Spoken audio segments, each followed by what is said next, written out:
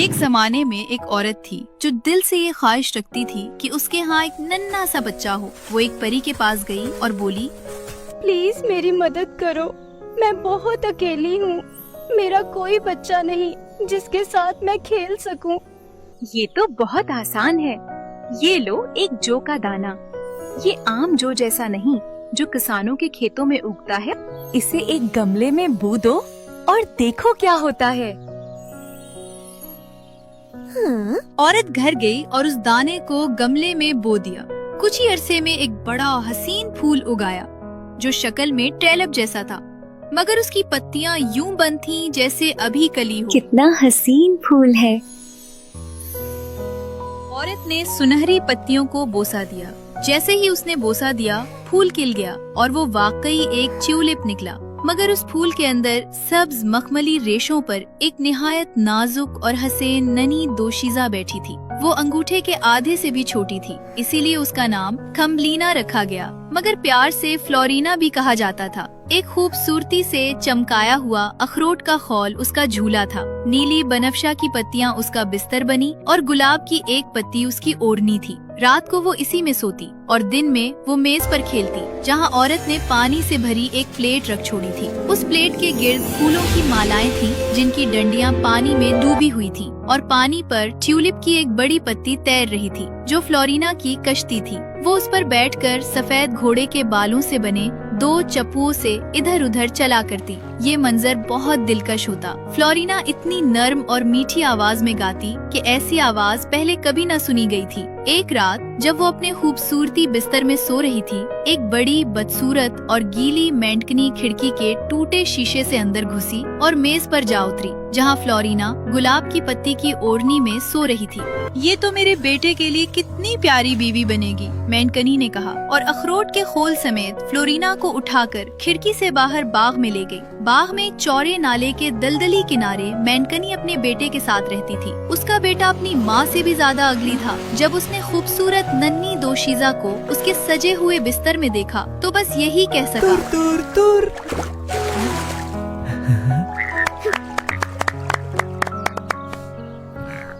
आहिस्ता बोलो। वरना ये जाग जाएगी और भाग जाएगी।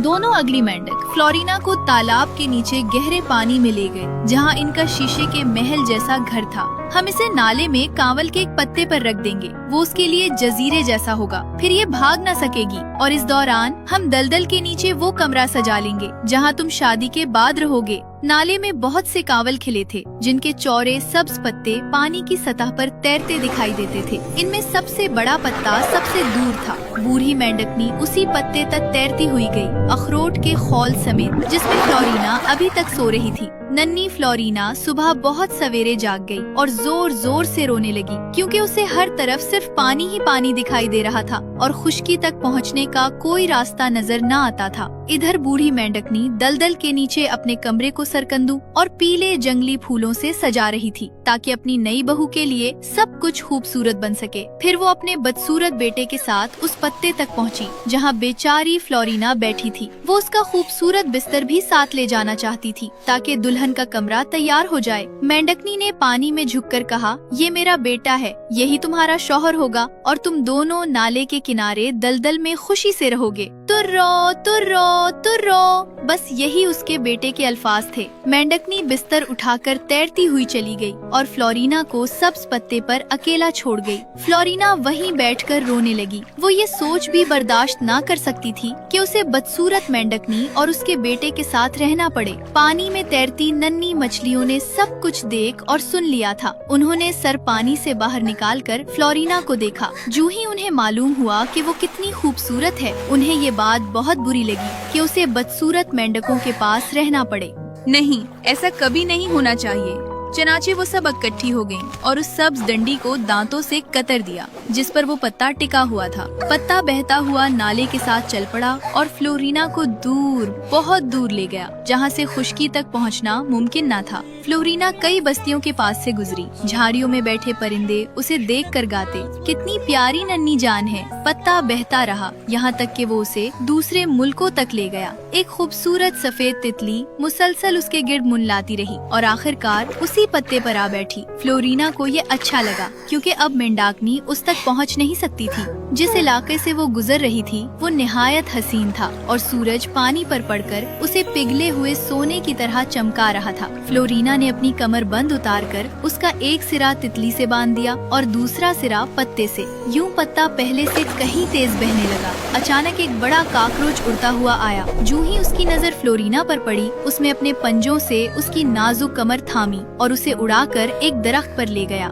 सब्ज पत्ता नाले में बहता चला गया और तितली भी उसके साथ उड़ती रही, क्योंकि वो उसी से बधी हुई थी। फ्लोरिना बहुत डर गई। खास तौर पर उसे उस खूबसूरत सफेद तितली का ख्याल आया जो भूख से मर सकती थी, मगर काकरोच को इसकी कोई परवाह न थी। वो एक बड़े सब्ज पत्ते पर बैठ गया, फ्लोरिना को फूलों का शहद खाने को दिया और कहा कि वो बहुत खूबसूरत है, अगरचे काकरोच जैसी बिल्कुल नहीं। कुछ देर बाद दरख्त के सब काकरोच उसे देखने आए। वो घूरने लगे और मादा काकरोच बोली, इसके तो सिर्फ 2 पाँव हैं। देखो देखिए, इसके तो एंटेना ही नहीं है। कितनी अजीब लग रही है ना? ये तो कहीं से भी हम जैसी नहीं लगती। जिस काकरोच ने फ्लोरिना को उठाया था उसने भी यही मान लिया। उसने फ्लोरिना को छोड़ दिया और एक गुल्ले बाबूना पर बिठा दिया। फ्लोरिना ये सोचकर रोने लगी कि वो इतनी बदसूरत है कि काकरोच भी उसे कबूल नहीं करते। हालांकि हकीकत में वो गुलाब की पत्ती से भी ज्यादा नाजुक और हसीन थी। पूरा मौसम गर्मा बेचारी फ्लोरिना जंगल में अकेली रही। उसने घास के तंकों से बिस्तर बुना और एक चौड़े पत्ते के नीचे लटका दिया ताकि बारिश से बची रहे। वो फूलों का शहद चूसती और हर सुबह ऊस के कतरे पीती। यूं गर्मी और खिजां गुजर गईं और फिर सर्दियों ने आ घेरा। लंबी सख्त सर्दी। परिंदे उड़ गए, दरख्त और फूल मुरझा गए। जिस सह पत्ती के नीचे वो रहती थी वो भी सूख गई। उसे शदीद सर्दी लगने लगी। उसके कपड़े फट चुके थे और वो इतनी नाजुक थी कि करीब था जम कर मर जाती। बर्फ के जर्रे उस पर ऐसे गिरते जैसे हम पर पूरा बेलचा बर्फ डाल दिया जाए। आखिरकार वो एक खेत के चूही के बिल तक पहुंची जो मक्की के सूखे तंकों के नीचे था। चूही ने उसे देखा तो तरस खा गई और कहा, ओ गरीब नन्ही जान, आओ मेरे गर्म कमरे में आ जाओ। यूं फ्लोरिना को सर्दी से पनाह मिली। जब फ्लोरिना खेत के चूहे के बिल से बाहर निकली तो खज़ां की हल्की धूप जमीन पर बिखरी हुई थी। फसल कट चुकी थी और सूखे तंकों के बीच खामोशी बसी हुई थी। फ्लोरिना आहिस्ता आहिस्ता आगे बढ़ी। उसका दिल किसी अनजान कशिश की तरफ खिंच रहा था। कुछ फासले पर एक बड़ा ताजा खिला हुआ फूल खड़ा था जिसकी पंखुड़ियां शबनम से तर थीं। फ्लोरिना को प्यास महसूस हुई। वो करीब गई और फूल की एक नर्म पत्ती को मां लगाकर उसका रस पीने लगी। अचानक फूल में हल्की सी रोशनी जागी। फ्लोरिना ने चौंक कर अंदर झांका। फूल के दिल में सब्ज मखमली रेशों के दरमियान बिल्कुल उसी जैसी एक नन्ही मलका बैठी थी। उसका लिबास सफेद चांदनी जैसा था। सर पर बारीक सुनहरी ताज और आंखों में अजीब सी दानाई। फ्लोरिना साकित रह गई। इसी लम्हे मैदान में मौजूद हर फूल एक एक करके खिलने लगा। सुर्ख फूल से सुर्ख लिबास में एक परी निकली जिसके बाल शूले की तरह चमक रहे थे। पीला फूल खिला तो उसमें से हंसती हुई सुनहरी परी जाहिर हुई। गुलाबी फूल से नरमी और मोहब्बत की खुशबू बखेरती परी निकली। नीला फूल चमका और उसमें से नीलगो नूर में लिपटी परी बाहर आई। सफेद फूल से नूरानी चेहरे वाली खामोश परी उतरी। जामुनी फूल से शाहाना अंदाज की परी नुमूदार हुई। पूरा मैदान जगमगा उठा। तब सबसे दरमियान एक अनोखा फूल खिला, चांदी जैसी पंखड़ियों वाला। उसके अंदर से एक नन्हा शहजादा बाहर आया। उसके कंधों पर शफाफ पर थे और उसके कदम रखते ही जमीन पर रोशनी की लकीर सी बन गई। वो फ्लोरिना के सामने झुका और बोला, ए नन्ही दोशीजा, तुमने गलती से नहीं बल्कि तकदीर के बुलाने पर ये फूल चुना है। तुम बाहर की दुनिया की नहीं, फूलों की दुनिया की वारिस हो। फ्लोरीना की आंखों से आंसू बहने लगे, मगर ये आंसू गम के नहीं थे, ये पहचाने जाने की खुशी थी। फूलों की मलका बोली, हर फूल में एक रूह बसती है और आज तुमने हमें जगा दिया है। नन्हे शहजादे ने फ्लोरीना के सर पर नरमी से हाथ रखा। अगर तुम चाहो तो तुम हमारी मलका बन सकती हो। फ्लोरीना ने इर्द गिर्द देखा, रंग, रोशनी, खुशबू और वो आजादी जिसकी वो हमेशा ख्वाहिशमंद रही थी। उसने मुस्कुराकर सर हिलाया। इसी लम्हे तमाम फूलों से नन्ही परियां बाहर आईं और एक साथ बोली, खुशामदीद हमारी मलका। एक सफेद परी आगे बढ़ी और फ्लोरीना के कंधों पर चमकते हुए नाजुक पर बांध दिए। अब तुम फूल से फूल तक उड़ सकोगी। हवा में खुशी की गूंज फैल गई, रोशनी रक्स करने लगी। फ्लोरीना आहिस्ता आहिस्ता जमीन से बुलंद हुई और पहली बार उसने खुद को वाकई आजाद महसूस किया।